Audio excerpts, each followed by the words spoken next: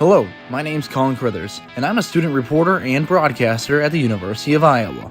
As a journalist, my job is to tell stories, while also balancing everything else going on in my life as a student.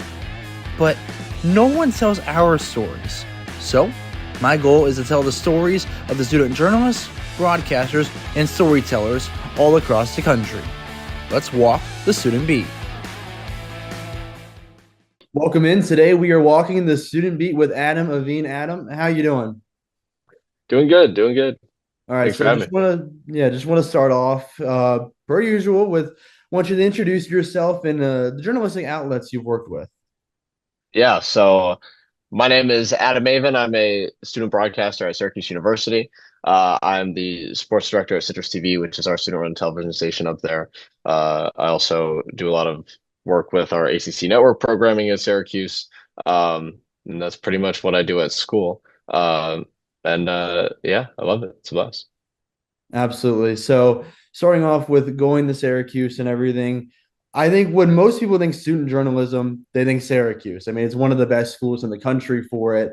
Um, I don't know about your story about getting there, but I first want to ask your story about choosing Syracuse and some of the process of getting into some of the sports programs there, because I know that's very difficult. Yeah, right. So the first part, a little bit about my background is I did TV in high school. So we had a program at my high school that was pretty much strictly news, and so we had a show every Friday. I'd go out into the town here and at home and film stories with my classmates, and we put together our show. We would submit things for competitions and travel, and it was a lot of fun. And my advisor in high school really helped me find kind of my passion for journalism and for broadcasting. But I always knew ever since I was young, huge sports fan, always wanted to cover sports. In high school, I didn't really have the opportunity to do that from an actual broadcast standpoint. So when senior year came around and I was looking for schools, and I knew Syracuse was one of the best broadcasting schools, just in terms of the people that have come out of there. I mean, half the people you watch on TV, came out of Newhouse, and so when I was just doing my research, I was like, oh, that's crazy, but there's no way that I'm going to end up there.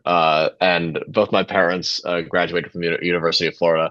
I'm born and raised in South Florida, and so my dad brainwashed me. I'm a Gator. Still am. When they just won the championship, a couple months ago, I was balling like my 10-year-old self again. And so when I was applying for schools, never in my dreams did I think I would actually end up at Syracuse. I always thought I was going to be a Gator. But I knew that was what I really wanted to do, and I pretty much applied for every scholarship under the sun. I got very lucky, and literally when in a span of a couple months, when I didn't think Syracuse was going to be a possibility, and it became a possibility, and now 4 years later, I'm going to graduate from there, and it's just been a crazy whirlwind, and how I got to this point. So I still feel incredibly lucky that I got to be at the school, not only for the opportunities in the broadcasting world, but for all the people that I've met. I mean, it's been I'm sure you can relate. It's been some of the best, years of my life, just with what I've been able to do and the people I've been able to meet. And I never thought I was going to be there. So the world works in crazy ways. All my best friends from home are at UF and FSU and things like that. So there is a little bit of difference, but I kind of now have my two lives. I have my Syracuse life and I have my home life, and the world that could have been if I went to Florida. But in terms of breaking into the broadcasting at SU, yeah, it is tricky. And I think what you hear a lot of the time is how competitive it is at Newhouse, and it gets all these kids who work really hard, and it's very competitive and cutthroat. But to be honest with you, I don't think people really compete with each other. And it's because we're at the end of the day, we're all friends. We're doing this together. I mean, there's nothing cooler than being able to, hang out and go on TV and talk sports with your friends, and that's what I feel like I get to do every time, the red light behind the camera turns on. So I would say I think it's competitive in the sense that we're all trying to be the best versions of ourselves. Like when I see one of my friends do something really good, it's not me getting jealous, but it's me saying, "Oh, that was really good. How can I do something to emulate that?" Or, "Wow, I really like what he said there. I'm gonna work with that as well because I think I can use that, one day. And so I think we're all constantly trying to bounce things off of each other and learn from each other. So I guess it's competitive in that way. We're all trying to be the best versions of ourselves. But I mean, the professors you get to meet, the people who've been in the industry for a long time who come back, and the upperclassmen who have since graduated, kind of led the path for us. So it is hard to break in right when you get there. It does take a little bit, and to find your spot most of the time. But what we always tell everybody, and what I tell everybody there is your time's going to come at some point. There's going to be a time where you're sitting at the desk. Like there is going to be an opportunity for you to report a game in some variety, whether it's a specific sport or a general thing through a class. Like you're going to find your path.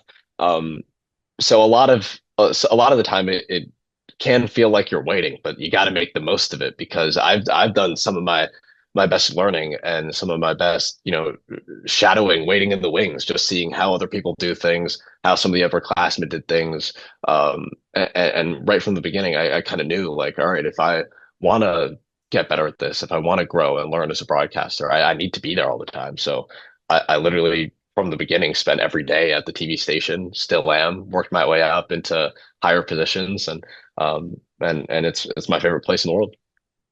Absolutely. I mean, that was really well said. I agree with the point of like I've met a lot of my best friends through what I do, and it's I think Yeah. competitive in the sense of you want to improve yourself. So you're competing with yourself. But you brought up a point that I like reminded me of a conversation I had with a guy named Isaiah Scales. He graduated from Iowa and now works as a senior manager, I'm pretty sure, at Disney.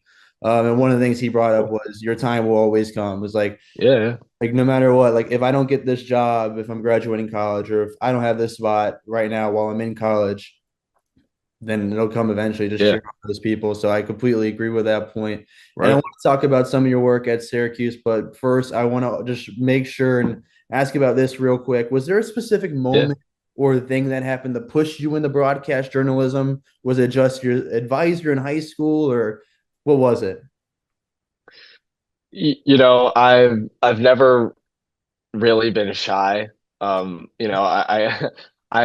consider myself to be a little bit of an introvert, I guess, because I don't know, I'm not gonna just go and talk about myself and walk up to random people all the time. But like if I get introduced to people, like I'm very social, I can carry a conversation. I've never been shy, I've always been confident that way. And I don't know, there was something in high school that just I really gravitated towards TV and you start in like the intro like in ninth grade and as a freshman you start in like the TV one class where it's like you learn the basic skills of editing and you get to do some packages and stuff. They never go anywhere. It's not in any show, but it's like the trial class, it's the practice class. And then to get into like the advanced like TV program, which is like it's like a class, but it's a club. We travel for competitions and stuff in high school. Like the advisor handpicks like who goes up. A lot of kids choose not to continue with TV and everything like that, but if he picked you for like to be in CTV, it was Cowboys Television, my high school, um, then you were like you're not turning that down. And so only a select few kids every year like got in. It was I mean my class we had a lot of us. I think it was like 10 most of the time. It was like 6 or 4. So like we knew how special it was. And right when I remember the day I found out like oh I'm going to be able to like do that.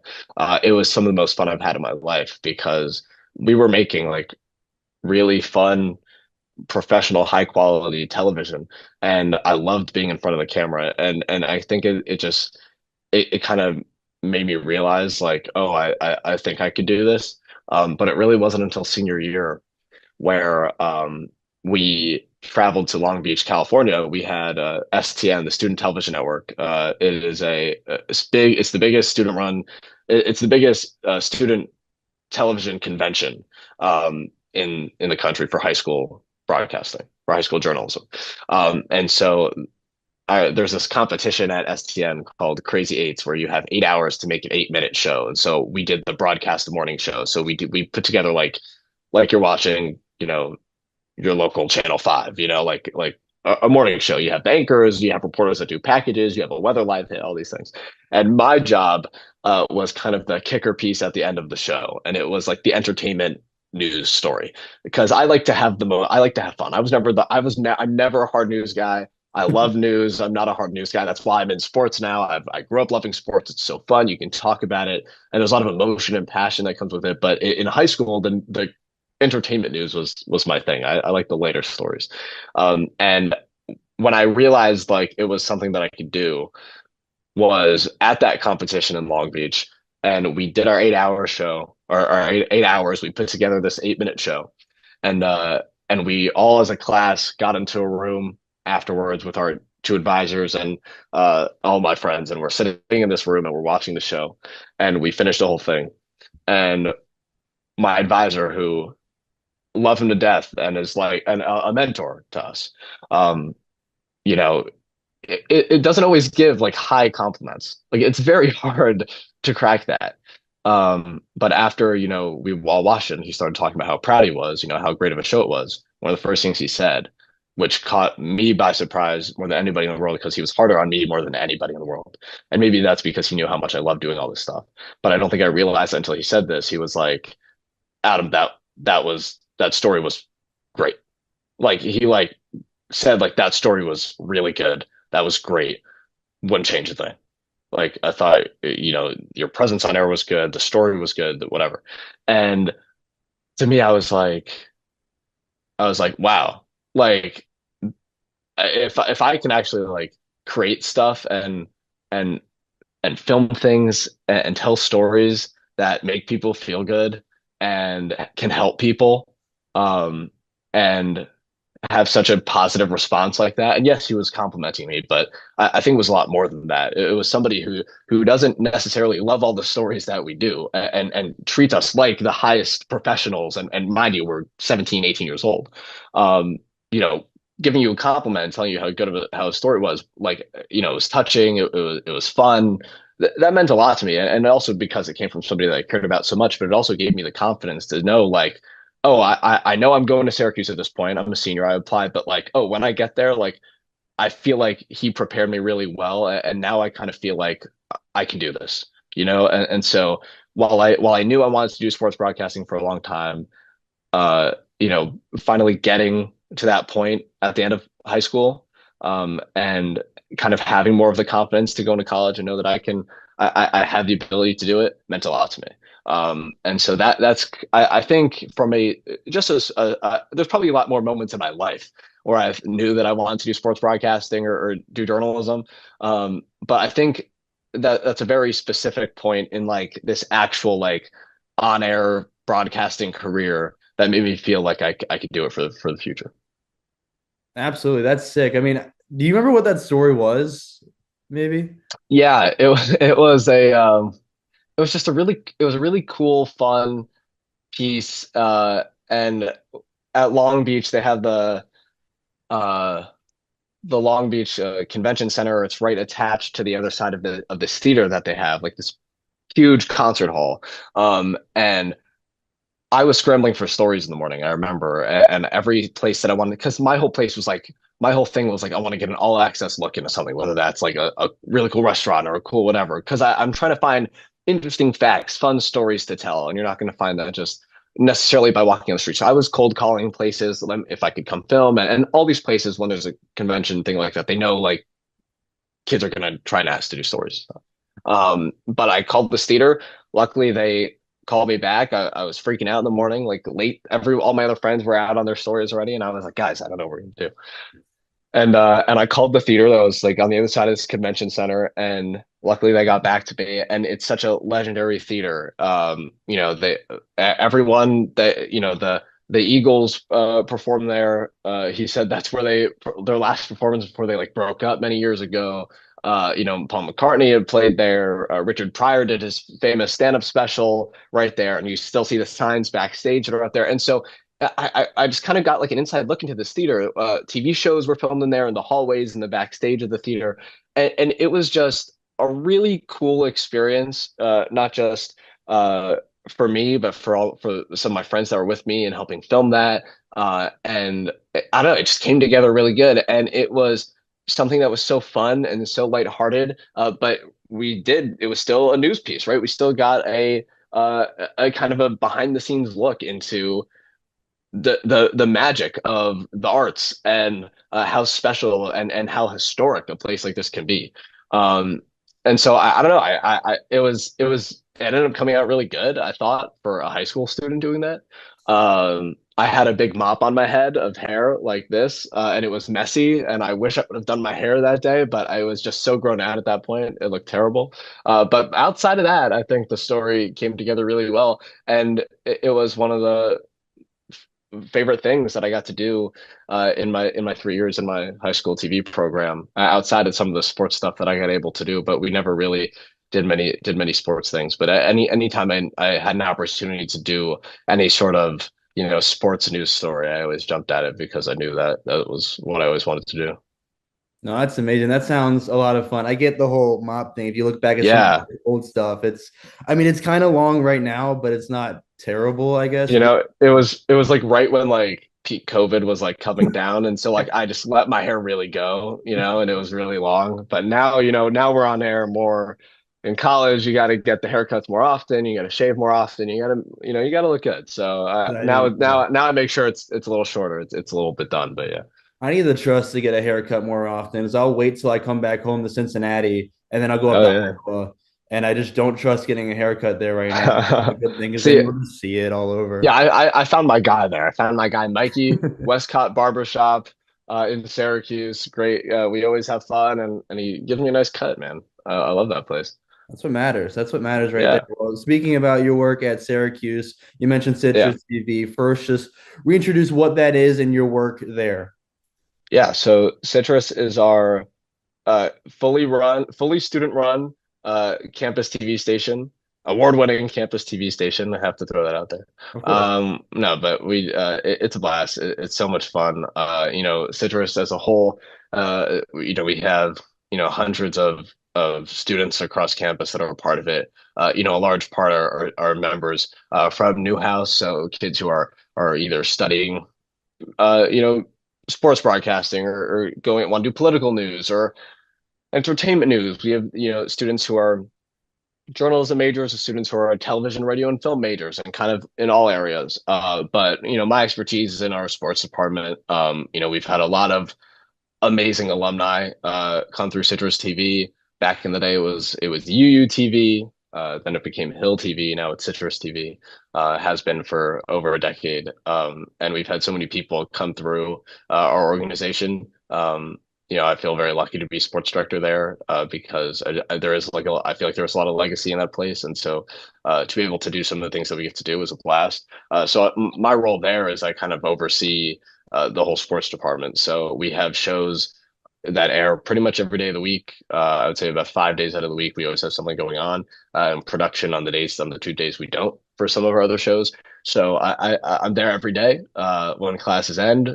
Typically, our shows air at night. We have our live post game show, Orange Press Pass, that airs after every football, basketball, lacrosse game, and so those are live. So, and we're doing them right after the game as fast as we can. So, we always have different schedules that are changing. It's really a week to week basis.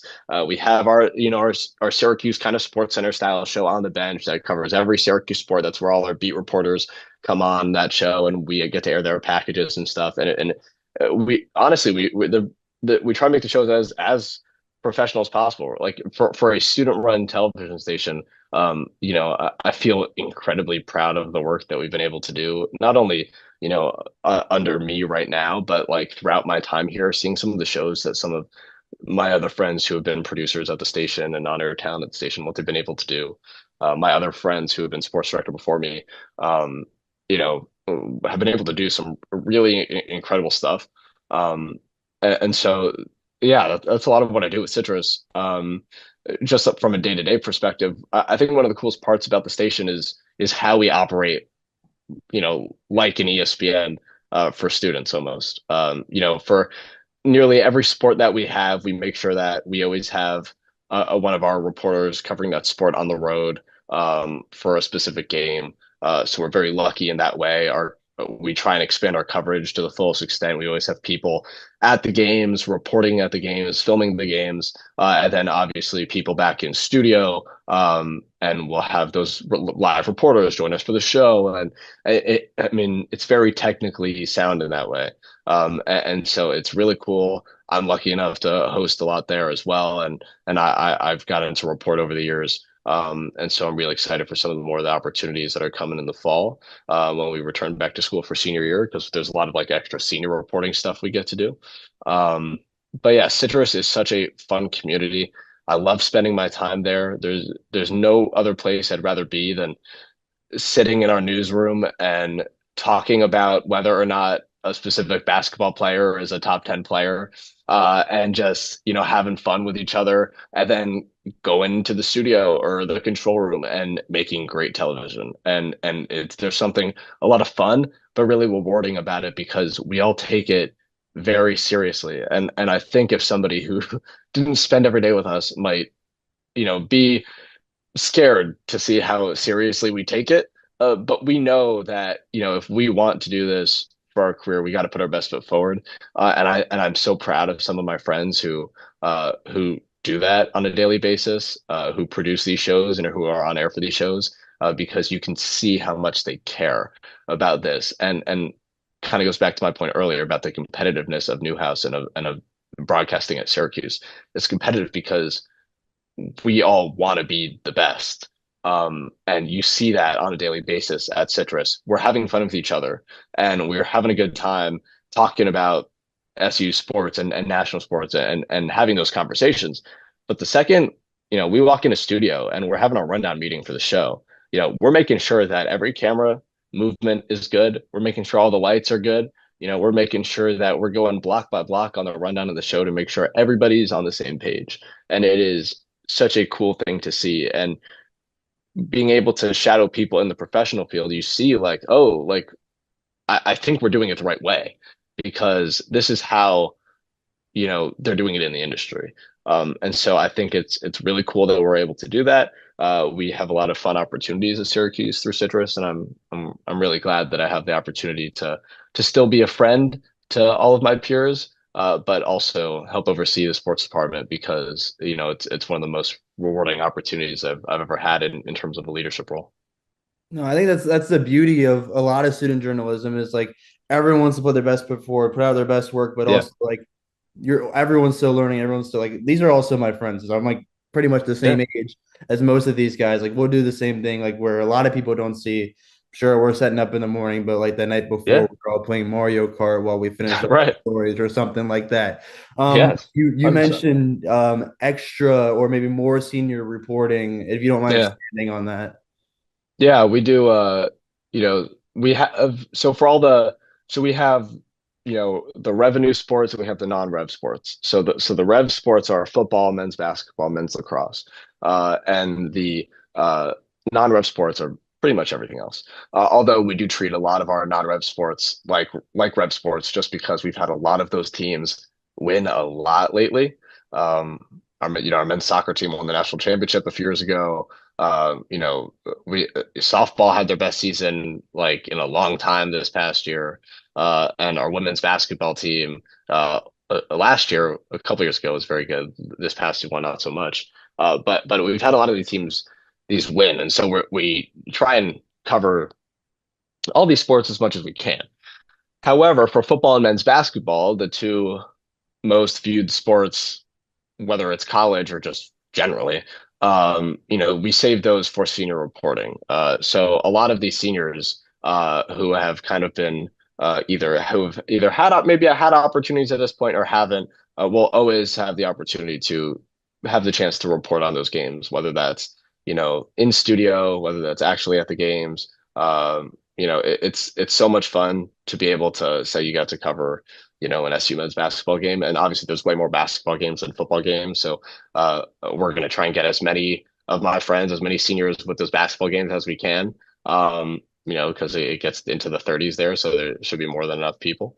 But it's a really fun opportunity to sit in a professional environment with national media or local media for whatever college city that we're sitting in or national city we're sitting in, and um, or a big market, and be with media that you've maybe grown up watching, or be with and sit in the press box and be the reporter for Syracuse Citrus TV, like at that game.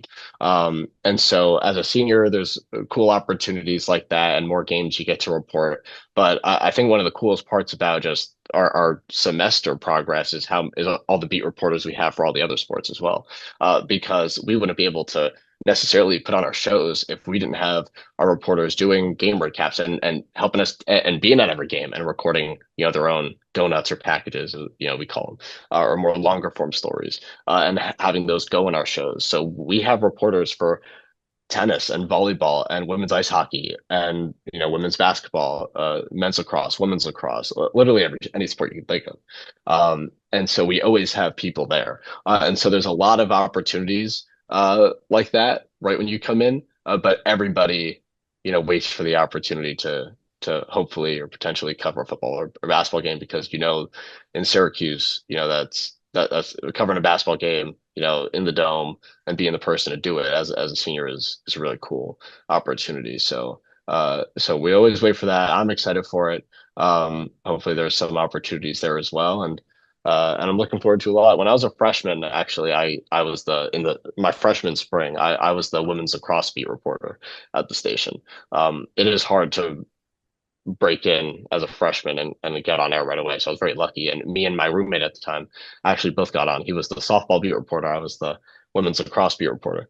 And that was really my first introduction to like actually being a reporter, like for a specific team, like following a team. I was following other SU sports, sure, but like my focus was there, but that was a great season. I was at every game, besides the couple they were on the road during like spring break because it's a spring sport. But they had a lot of their games at home. I got to travel to the Final Four when they made it that year. They almost had a perfect regular season. It was like going to be the best season in program history, and then they lost the final game of the regular season, and everybody was devastated. It was the worst thing. They were winning in the going to the fourth period. They ended up losing the game. A lot of penalties. I still call BS on all those, but whatever. And they ended up losing in the ACC tournament, and they ended up eventually, going back to the Final Four. They went, I want to say 21-3 or 18-3, something like that, all year. And so that was such a fun experience to be able to be a reporter. And I always love having those opportunities for my friends to be able to be out there and report, because it does really teach you a lot, not just about, you know, how creative you can get as a reporter and what this type of stories that you can make, because at the end of the day, it's all storytelling, whether you're previewing a game or recapping a game or calling a game. Um, I think you can get so creative. You can just, I was really proud of some of the stuff that I got to do, but also it teaches you how to communicate, because not only do you have to communicate with all the producers, the type of stories you're doing, the people in studio, but then also how you work with the coaches and the players and the SIDs, the people who can help get you those interviews. And so I think we do a really good job. I think our relationship with a lot of the coaches and the players is very good.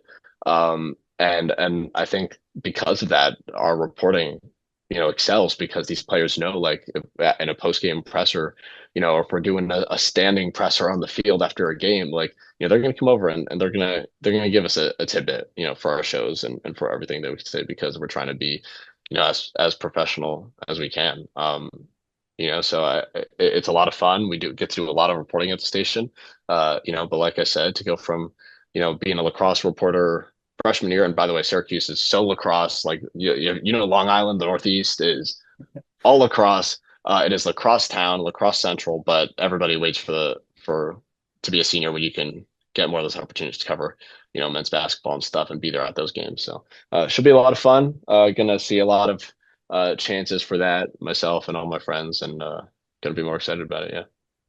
No, it's really exciting. That's amazing. And I mean, I think the other part about the other, like, sure, we're journalists, we're broadcasters, but we're students as well. You brought up Yeah. like your roommate also was doing stuff freshman year. He was Yeah. softball beat reporter, you with women's lacrosse. And I think the thing that's different about student journalism compared to the professional world is balancing being a friend, being just a peer, as well as being as professional as possible. So I wanted to hear from your Sure. perspective, how do you balance that? Do you have any tricks, or what works best with you? You know, to be honest, I I'm probably the worst person to speak on this.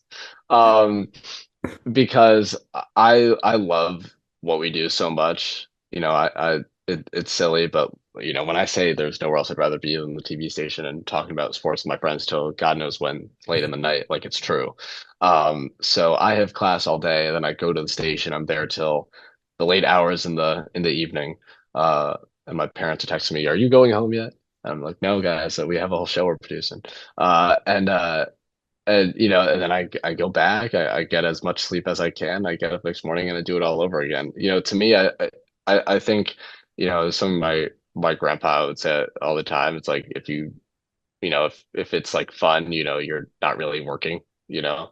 Um, and he always is, he always said like, uh, always look at the bright side of life. And for me, like, it really is. Like it's a blast. Like it's so much fun. And half the time when I'm there and we're putting shows together and stuff, like we're doing it because we want to. Like nobody's paying us to do this. We're running a student TV station by ourselves and producing all these shows and being on air for our career because it's what we want to do. And yes, we're taking it seriously when the red light comes on, but at the end of the day, it's fun. And like I said, we're talking sports. Like it should be a good time. Yes, there are going to be devastating losses that we're going to have to deal with, but then to be able to go into the studio and to break it down and talk about the reasons why they lost, what this team can do better. How can we make the conversation around what could be a really depressing game fun and conversational and look at the stories and why things happened is something that is really cool.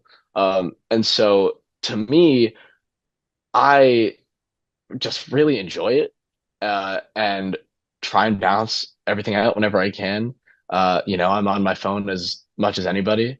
I'm just a bad texter, so if I'm at the station, I'm probably not going to reply right away. But when I go home, I want to turn on my PlayStation and play 2K, or I want to play Madden, and go home and eat cereal. Like I'm as normal as anybody, but I am pretty passionate about everything that we get to do. So, like I was saying, if it's fun, it doesn't necessarily feel like work. To me, that's as much balance as you can have, right? Like I'm not trying to have the perfect 50-50 balance, but to me, if I'm having fun, I get to be there, to me that's balancing up because I'm happy, and I'm getting to do what I want to do. But in terms from a time management perspective, nobody asked me about my time management skills. Not good.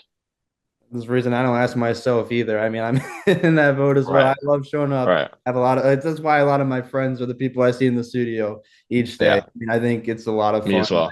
There's a reason I do this. Yeah. I see the Miami Heat jersey in the background right there, right? Yeah. It's UD. Udonis has one right there. Well, perfect. Well, we'll segue more into that in a moment, Sure. but first, just the Yeah. Miami side of it for now. Yeah. You Yeah. have a lot of fun on hosting your own show. You have your own podcast. I want you to talk about that real quick, what the idea behind it was, and just what it is in general. Yeah, in high school, and we continued in college a little bit. It's been a while though, but my friend Zach and I, we always did a lot of different projects when we were kids, and would always, whether it was a fake club or a fake band or a fake show, and we'd always do random things. We were never shy, in that way. But in high school, we're both big sports fans. We're like, let's start a podcast. So we started this podcast called Make Your Point. We did a couple interviews with old athletes and stuff. And nobody known, but it was a lot of fun. And we'd go on after big Heat games or Dolphins games and be able to talk about that. So we did Make Your Point for a while. And then a couple of years ago, my dad and I started a podcast called The Suffering Sports Fan, because as Dolphin fans, we suffer. We've suffered for a long time. And because it's like how we say it is like it's not just like the Dolphins have been bad and they haven't been good. They're just so mediocre that it's so depressing because they're always like too good to like not get a top pick, and they're always like too bad to never win a playoff game and or make the playoffs. And so my dad and I started that podcast together. So I don't know, it's a lot of fun. It's a good way to express ourselves. As you know, it's why we get to do stuff like this and just be passionate and just come on here and have fun and talk about sports and random things. But yeah, it started with Make Your Point. That was a fun journey with some of my friends. We'd bring on all of our friends. Literally, there were episodes where 9 of us were on there. I tried to direct the whole thing, and then Zach would ask questions, and it would just be the biggest mess. I'm sure that they're all online somewhere. They're all on YouTube. You can go find them. Don't watch them though. And then that was a lot of fun. And obviously we all went to school. We got really busy, kind of unable to do all those. But then last year, my dad and I were just talking, and my dad and I have these. I mean, he's a lifelong Dolphins fan. My grandpa is a lifelong Dolphins fan, and we have very animated conversations on FaceTime and on text. And one day he was like, "Why don't we just do this on camera?" Because all the podcasts that we listen to, at least from a sports perspective, when I want to hear people talk about the Heat or the Dolphins, I'm gonna go local. I want to go to the people that are covering the game that really go into detail on the games and stuff. And so for me, I was like, why not? And so we did it, and it was a lot of fun. And then again, Tua went down week 3 of last season. And then the season just went downhill spiral. And my dad and I really did not want to film anymore because it was so depressing. And so we kind of stopped that podcast as well. But I think we're going to try and bring it back for this next season because we're cautiously optimistic Dolphins fans, and we're hoping that they'll turn it around. I don't think they will, but we're gonna hope that they turn it around. But yeah, get into the podcast space. It's a lot of fun. Obviously, it's a new form of media. I mean, it's everybody tries to hop into it. It's a lot of fun, but at the end of the day, it's a good way to express yourself and be able to do some really cool things. And again, it's kind of like what I was talking about now at school and more of a professional setting, but to be able to go on to the aerospace airwaves and talk about sports with some of your best friends is a blast. And then when I got to do it with my dad, it was a lot of fun as well. But the Dolphins are depressing, so I don't know if we're going to be doing it again. No, that's completely fair. I know the whole 1900 times Tua has gone down. Unfortunately, one of those Yeah. was against the Bengals. I apologize. Yeah. As Yeah, a- that was a rough one. That was the worst one because we were gonna I still believe that was the year.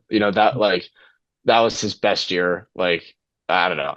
They were they were gonna win. That was the only time we beat the Bills in week 3 that year as well. Like we did. Oh, those 2 weeks. I'm pretty sure week 2 is the Ravens like come back like 36-14 or whatever. We came back, won that game, and then the week after we beat the Bills, and then Tua got banged up. We were like, oh, I think he's fine. Like but he played the rest of the game. He got hit and then like had that stumble, but Mhm. then threw like a 50-yard pass to Jalen Waddle on the run and put us on the 1 yard line. We scored a touchdown. I was like, oh, we're back. Like we're fine. He's good. Then it went all downhill from there. But I still believe 2023 that was their best chance. I hope they can get back to it, but I don't know. Probably. I mean, I gotta do myself a service and give a quick shout out to the Gann family. They're at Iowa. Elise Gann is one of my best friends in the world. She is the whole family's a huge Dolphins fan. They are Nice. living that same pain and telling me about it all the time. Yeah, yeah, We just want something more or like a restart, please, because it's literally right here each year. But I won't yeah. make you suffer on talking about it much longer. We just saw Yeah, the jersey up there a minute ago. If yeah, yeah. or watching or listening or seeing this on YouTube. So with Udonis Islam, tell me about your connection with him because I know you have a book with him, I'm pretty sure as well, and there's a few others. Yeah. So tell me about that connection. Yeah. So, yeah, thanks for bringing it up. So in high school, when I was a kid, we started a nonprofit called the Wolf Shanti Children's Wellness Foundation. And a lot of it, as I got older, it started out as, when I was younger, it started out as, a lot of yoga and meditation stuff because my grandparents were very big on mental health and mind kind of controls the body and kind of we're kind of yogis off the mat is what we say. Didn't actually practice yoga, but like they were very mindful. And so I broke into that space um and put together this dog costume, and we literally go around to schools and children's hospitals and do these classes with kids. I mean, and I was a young kid, like, but it was still fun. And then as I got older, not to get depressing, but there was a mass shooting here in Parkland, which is just 25, 30 minutes from my house. So it's all in Broward County. And it was in 2018. It was at MSD, the tragic shooting in Parkland there. Um, and that took a toll on a lot of the community. And as I got older, kind of the language that we started using changed a little bit. And it stopped becoming just about like mindfulness practices or meditation practice, but it became more about mindfulness and mental health and stress, anxiety, and social emotional learning. How do we teach kids the proper tools to use in schools to make sure that nothing like what happened ever happens again? And so that was, and I did this on top of like everything else. So this was like a lot of like when I wasn't in school, I was like working on this stuff with the help of my amazing family and putting this all together. And it stopped becoming less about Wolf Shanti, and I started going around speaking to schools and to guidance counselors and doing interviews with people. And so over the years, when I was doing Wolf Shanti, I was doing interviews with a lot of professionals in the field.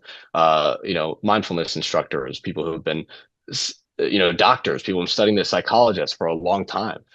And then COVID hit, and it was like, oh well, we can't go around and talk anymore. What are we going to do? And that's really when the idea of the book sparked. And so over the course of the next few years, we took every interview that I did, probably in the hundreds over the course of like 10 years, right?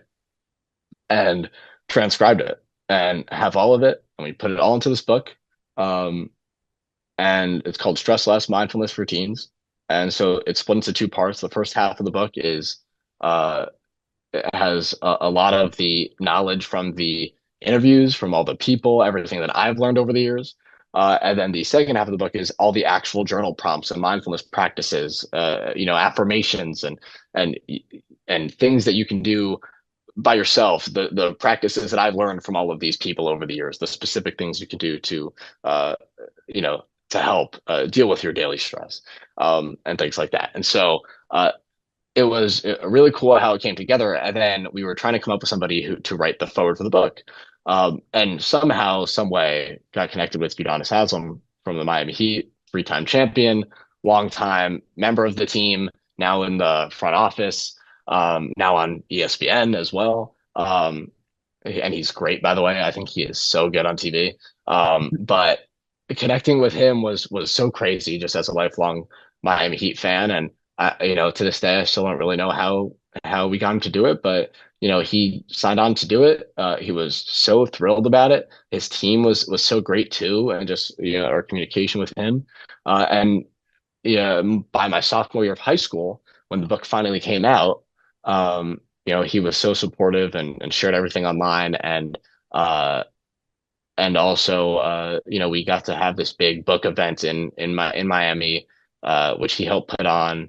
And we got to do like a mental health panel with people from the community, and it was really nice. And it's been such a fun journey, not only with like everything I've been able to do through Ashanti over the you know however many years it's been, but then also specifically with the book, I would say over the last 3 or 4, and then getting UD involved and being able to get to know him a little bit and meet him a couple times has been incredibly cool. And by the way, as we speak.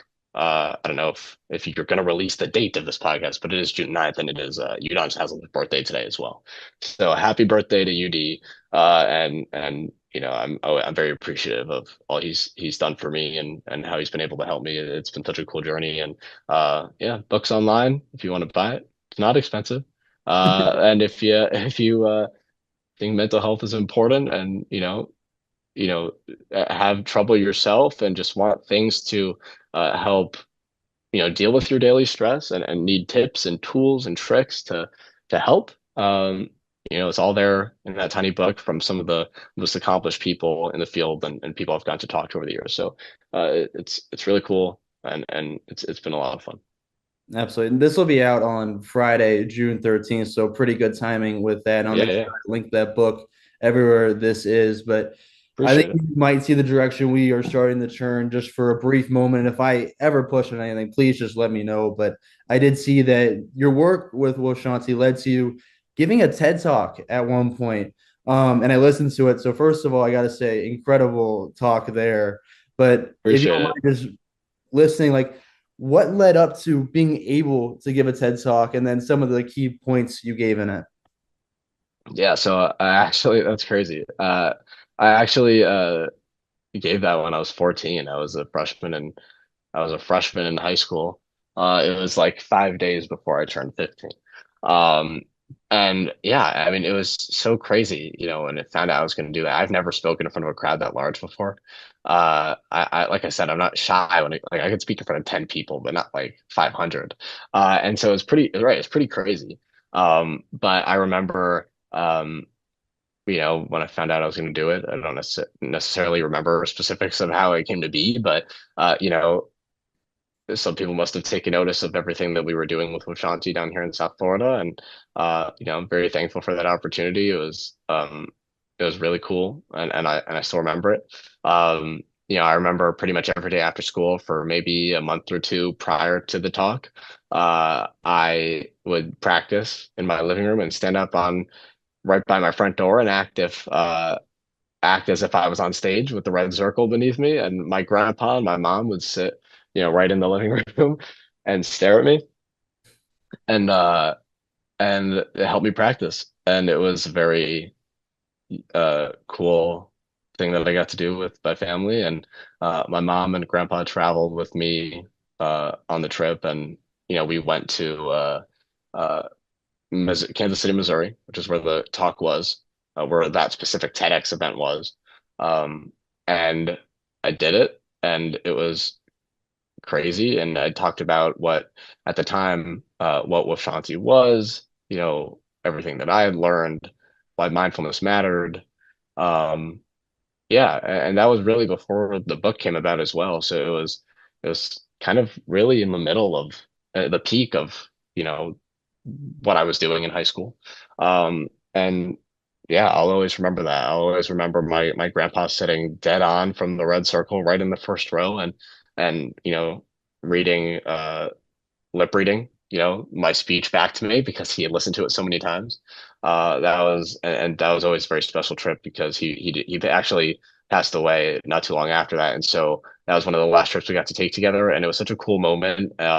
And just I know how proud my family was of me, and because like that's scary, like you're in front of like 500 people, like talking about this whole thing. And I did it without a prompter. You're not allowed to have a prompter, by the way. You got to do it. You have to memorize it. Um, and so I did it. I remember at one point having to stop and take a breath and then continue on with the speech. I was so nervous. But again, after that, I kind of felt like, you know, if I, and I don't know, maybe I guess subconsciously I thought this, but if I can stand in front of 500 people and speak in a big auditorium, I can talk into a camera with nobody around me. You know what I mean? Like, so really, like just having that confidence to be able to go up and do it. And there's still something still nerve-wracking about getting in front of a camera as well. But being able to do that at such a young age with my family there, and all the support from my friends and everybody back home, when I was 14 was something that was really cool. So I'm very thankful for that, that opportunity that I got to do that. It was a lot of fun. No, it's really cool and it's really impressive and amazing. And I mean, with your work Thanks. there with Shanti and everything, and again, let me know if I push with anything. But I want to ask, like, mental health is always very important. With your work there, has it ever helped you yourself with some things, or how have you seen it impact some of your friends and family members? Oh yeah, I think just, we're not perfect, right? Like I've, dealt with my own emotions on a daily basis. Like we're all humans. We all deal with stress and anxiety, right? Whether we know it or not. And I feel blessed that I think a lot of my friends felt like growing up they could kind of come to me with stuff because they knew how much I cared about, making sure that everybody was doing okay. Um, and yeah, I mean, and also like when you do all these interviews and you talk with all these professionals in the industry, mindfulness practitioners, people who teach their own practices and meditation practices and things for a living. Like I felt like I kind of learned to regulate my emotions pretty well over the years, or even if I couldn't, because again, we all deal with things. Like I felt like I at least I understood why I was feeling a certain way. And so I just again it goes back to my grandpa was so wise, and he was taught me different things. Um, and one time he was talking about you know getting to neutral, finding balance. You know, I remember he was going through cancer, and I asked him how can you be so happy? 'Cause my grandpa was always so happy. He was always the happiest person in the world. And I asked him, how can you be so happy? He says, well, I have a lot going on. I'm trying not to be sad about it. I also know I can't be happy about what's happening in my life. So I'm just going to try and get to neutral, you know, or something along those lines. And so I don't know, I kind of still take that with me every day. Like, I'm gonna be myself. I don't need to be happy 100% of the time, but I love everything that I'm doing right now. I love all my friends. I love my family, and to me, that's great. That's really good enough. So um, it definitely, I think being able to talk about mental health and learn and educate myself on it over the years has been really important. Is especially into just me learning for myself, how to deal with things on a daily basis, but then also to be able to teach others and hopefully help people from around the world, growing up is also something really rewarding. Even if I just got to help one person, I think that that's really cool. Absolutely. I mean, I think mental health obviously is so important. It comes in so many different forms. I mean, I've never given a talk on your scale before, but I once said, like, I used to talk about how, like, people, like, I had a lot of friends and people in my life that come up like, hey, I don't know if I feel valued or how I don't feel comfortable with myself. And one of the things I used to talk about, and I taught in front of a class once, was like how to value yourself, as in, like, you're the only person who's ever gone through this one thing. You're your own individual experience. And I thought that was a cool concept because when I was struggling with a lot of mental health things, I came to the realization, like, sure, a lot of people I can lean on have experienced the same situation, but I'm my own individual person and get to, like, go through life my own way for the first time. Because I think Yeah, it's one of the weird things when you grow up and you're a kid, like, oh, I want to be this big superstar, or I want to be the first to do something, and then you realize, like, things are difficult in life. sure. So it's part of that, of, like, controlling your emotion and just realizing it's not easy. You're just because someone else has done it doesn't mean you can't. Just because someone hasn't done it doesn't mean you can't. So I think it's Yeah, really cool, like the getting the neutral, the mindfulness, and just feeling comfortable with yourself. sure. Yeah, appreciate that. I Absolutely. agree. Absolutely. So I think to tie this back into the student journalism part of it is, I mean, we both mentioned the time management thing. We can time manage in a professional sense, but maybe not for us so much me time, maybe Yeah, at right. times. So I want to ask you, from your perspective, how difficult is it as a student journalist to maintain your mental health? Because you're doing the journalism side of it, but you're also doing everything else from classes to any other responsibilities you have. No, I think I think it's definitely manageable, right? I mean, we all have a lot going on. Um, again, I think from at least my perspective and just being around all my friends at school and everything, we love what we do so much and everybody's so passionate about it, that we're able to kind of go through everything together. We have a show at the station, or let's say, after a big Syracuse win, I mean, all of our friends, like everybody, if they're not working the game, or they're going to be there, they're going to be at the radio station, or they're going to be at the TV station, and we're all going to be together. And we know we all have assignments for the same classes the next day, but we have work to do, and we are going to try and make sure that both can happen. We're all going to have fun here. We're going to put on this great show. We're going to do this for our career, and then we're all going to be like, all right, guys, I'll see you tomorrow. And we got to go back and we got to get that assignment in by 11:59. You know how it is. And so, uh, yeah, I think you obviously you don't always know what somebody is going through, um, and that can be difficult. But that's why I always try and approach everything, um, with a smile.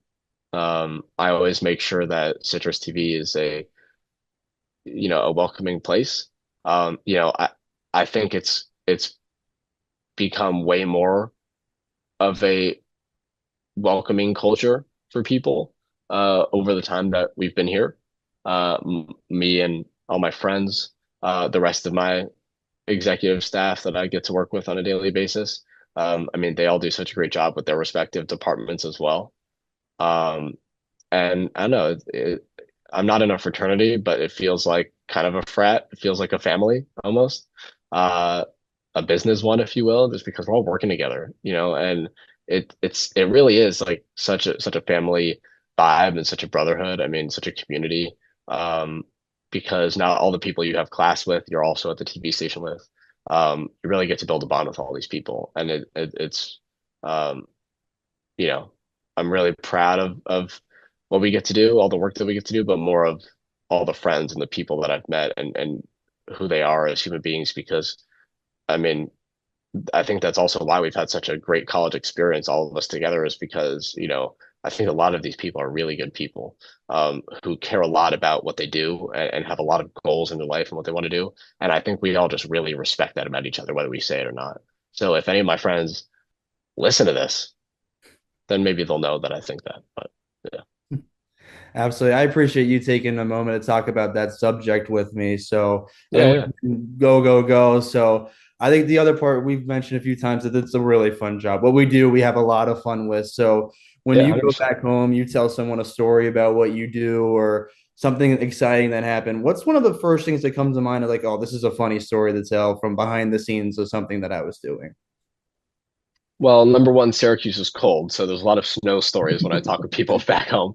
Not much sun like Florida, but um, yeah, I mean, there's always, I mean, some of the at the end of the year, the sports director's tasked with putting together a blooper reel of all the things that have happened from the year, and it's shown at our end of the year like banquet, um, and I don't know, there's always such funny moments, and there's a lot of times where we need to laugh at ourselves when stuff goes wrong or things break.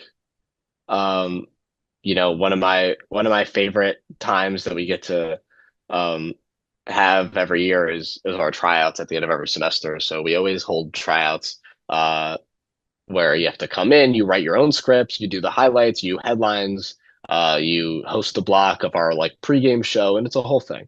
And you do it when you host your block and it's your tryout. There's always two analysts next to you because for the host block, not the because you anchor, you do like the headlines for the show and you do the highlights and these things, and then the analysts answer the questions in the when you host and ask them the questions in the next block, and it's a very rigorous time because we have hundreds of kids who want to try out to be on air and when I say this, and I write this in my emails, like and stuff at school all the time, and I tell people this all the time.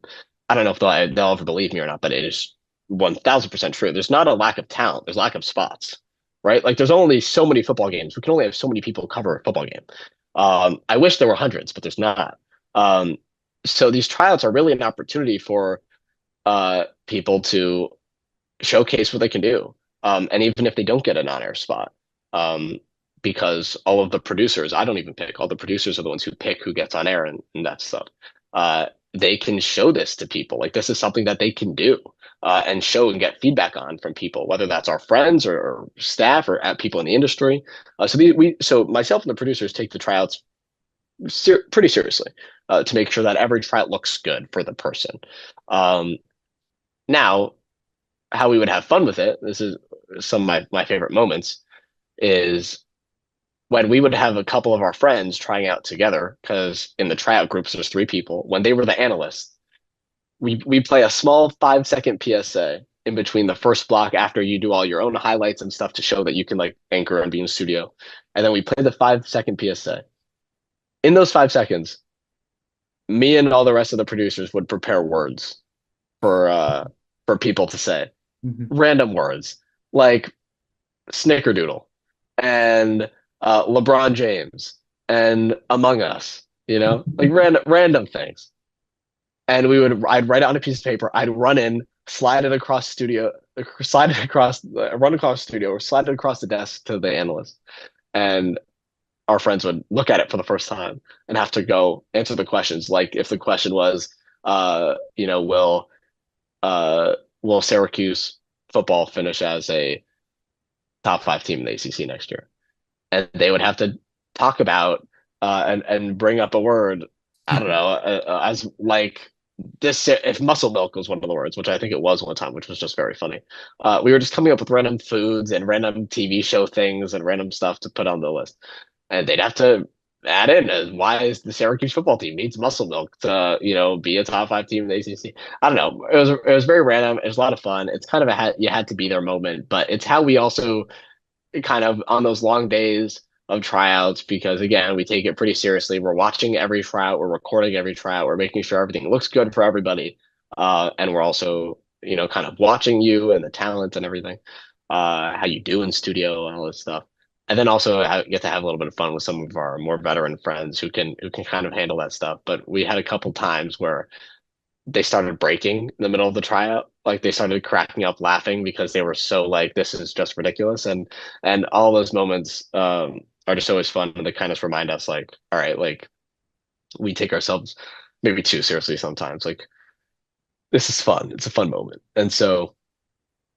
we always try and have laughs, whether we're just hanging out, producing the show and hanging out, or in moments like that where we get to do tryouts and other things. But we always make sure that we're doing our job, but we're having fun at the same time. So it's just those kind of memories that are like I said, kind of you have to be their moments, but things that I'll remember for a long time, just in terms of what we're able to do and how much fun we get to have. It's always just a blast. Absolutely. I mean, I remember last summer I was calling baseball with the Hamilton Joes, their team near Cincinnati, Ohio, summer collegiate baseball team near Cincinnati. And each Yeah. day before I did play by play, I would send a text to like a few people, like, hey, give me like 3 or 4 random words. And some of them were like Yeah. simple or whatever. And then they were just other ones were simply outrageous. But you mentioned Right? Isn't that so tryout. much fun? Isn't I know that it just is fun random things? because I like to like try to not get them until I was right about to go on air, so I didn't have time to like prep it before. Because I didn't think that was as fun. I could be like, oh, I could use it in this way. I could look at it Right. beforehand, and Right. then be like, all right, how do I work this in during the 4th inning of a baseball game that's Yeah, yeah. 0-0 or something like that. Right, right. But you mentioned a tryout process, and you've mentioned that I mean, Yeah. get on air, but is that to become like a beat reporter as well, or? Yeah, it's kind of for everything. So if you want to be an anchor for some of our shows, or if you want to host some of like our pregame show, for example, Q's Countdown, or if you want to be a beat reporter, all of those shows, you kind of have to try out for. And so you get to host and do highlights and headlines and stuff. Honestly, I think it's a really good way to just showcase, your skills and what you can do. Um, it's probably one of the easier ways. Like the producers can kind of pick the talent because they're literally sitting and they're watching everybody and taking notes and what is how can we have our show with these people the talent, and we got to think about this stuff and whatnot. But even for the people that don't get spots, like I think that it's very good, and again it shows why Syracuse and Newhouse can be perceived as so competitive because there's not like a lack of talent. There is just a lack of spots. We can only send so many people on a road to cover a game. I wish we had the money to send everybody, but we don't. And so we have a lot of fun. There's a lot of opportunities for everybody. We always have like extra sports training shows, and Citrus puts on other things where we can allow people to kind of showcase what they can do. Um, so we always try and come up.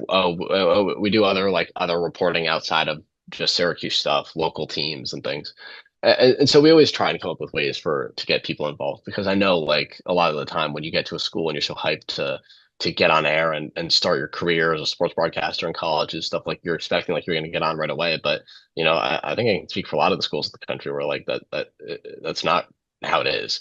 And so you're going to have to wait. You gotta, obviously there's senior priority. There's people who've been through it, who've been around the block, who have been waiting for the opportunity to call the highest games or to report on the highest games or to be the host or the anchor, um, or whatever. And there's going to be a little bit of waiting you have to do. So, but I think we've done a really good job at trying to come up with opportunities early on for freshmen and sophomores to make sure that they're prepared for when their time hopefully and eventually does come. When they're a junior or senior. Absolutely. And I mean, I think this will be a cool part coming from Syracuse. The listener answer for this, I mean, I think there's always people that are looking for opportunities or trying new things, but from your Yeah. perspective, why is student journalism in any form, whether it's broadcasting, reporting, writing, why is it important for people to pay attention to? You know, I think we're the next generation of storytellers, right? Like I said before, storytelling is so important. And even when it comes into sports, whether you're previewing a game or calling a game or recapping a game, we're telling the story of what happened. I mean, we're not talking about world-changing issues necessarily. I'm not going to go and like I'm not.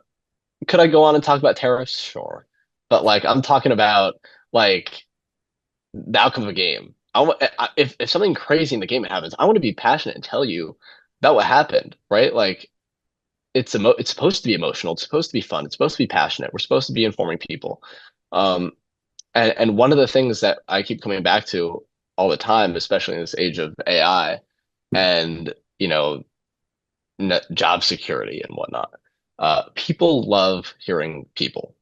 People love being told a story from Mike Breen calling the NBA Finals.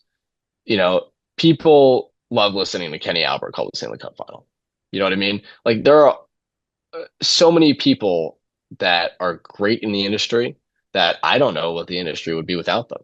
You know what I mean? The day Ernie Johnson retires from inside the NBA, I mean, it's going to be one of the most infamous days in sports broadcasting history. And it's because of the connections that these legends in in the broadcasting community in our world have built with the viewers over so many years. And we look up to all these people in the industry. That's why student journalism, student broadcasting is important because we want to be that one day, right? We want to get to that point. We love telling stories. We love talking about sports for a living. People love watching sports for a living.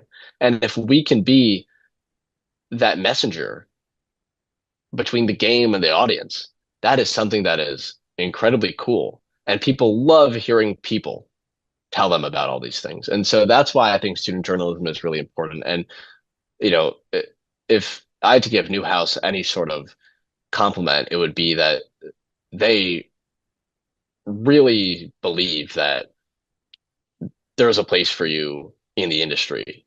You might not know what it is yet, but at the end of the day, we know that maybe not as many people are watching local TV, but it is way better to have a person on local TV tell you what's going on than a robot.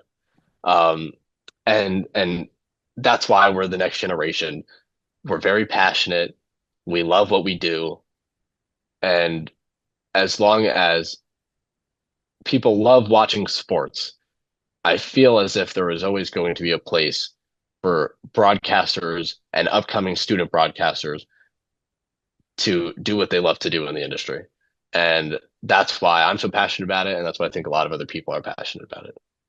Absolutely. I think the only thing I can say is damn right. I mean, you hit everything right, nail on the head right there with everything perfectly. So, I mean, you're going into your senior year. I just want to Yeah. ask, like, I mean, sure, you want to get this, like, go to some of the football games, the men's basketball games, and you'll be a director there. But what is it that you're looking to get out of your senior year at Syracuse? I just really want to enjoy it, with myself and all my friends. It has been a crazy 3 years so far. It's been some of the best 3 years of my life. And there's been a lot of ups and downs. But I mean, the highs are so high and we've had so much fun and I've gotten more opportunities to do what I love than I ever possibly could have imagined. And so I'm really excited to continue that in the fall. And I hope there are plenty of opportunities as well.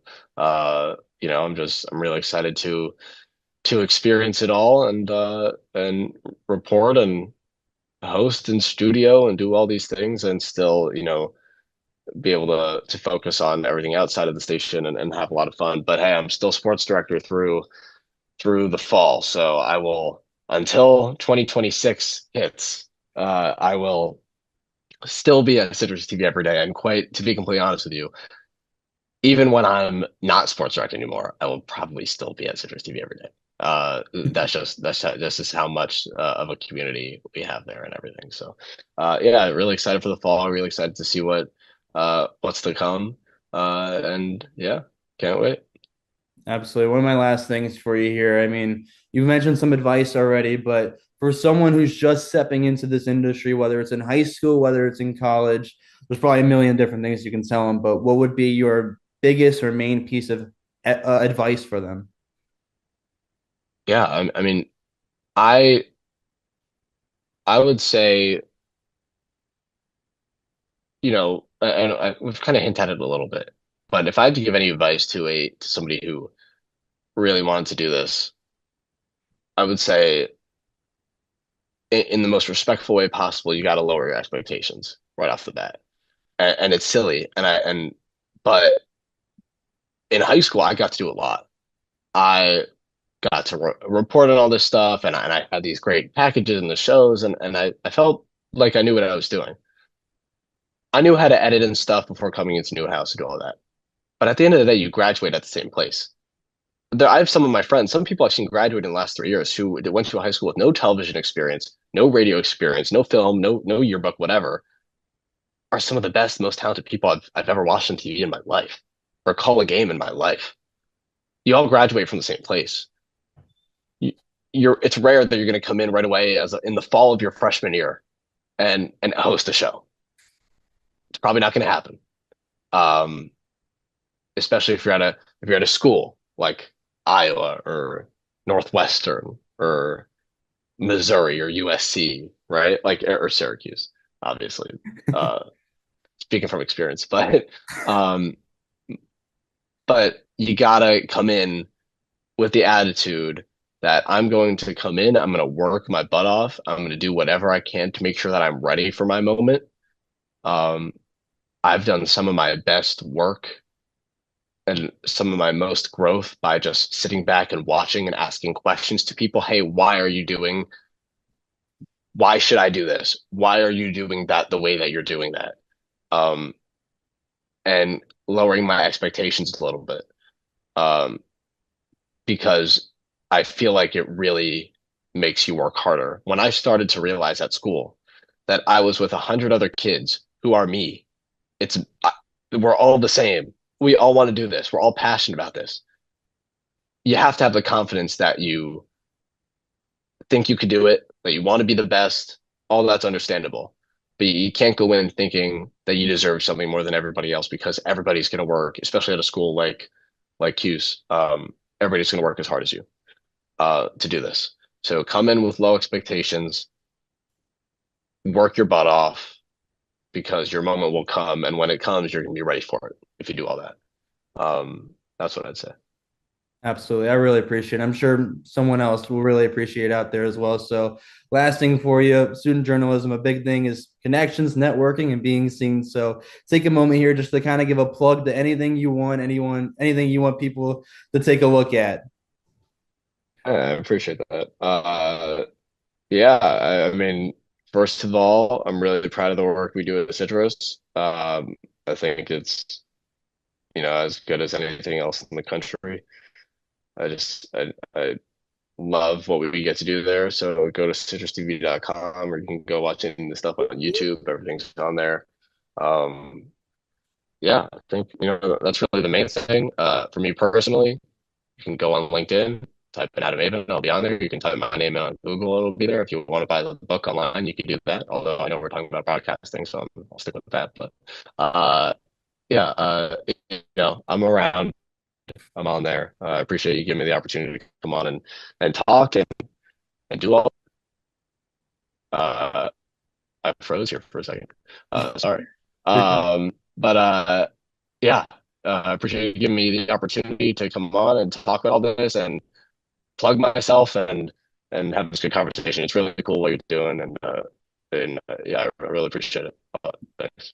Thank you. I really appreciate that. You've been amazing. I really appreciate you joining me and taking some of your time from you and everything. I'll make sure I have that book linked in there as well. Don't worry. I know this is broadcast journalism, but I'll link about everything I possibly can. I really appreciate it. You're amazing, man.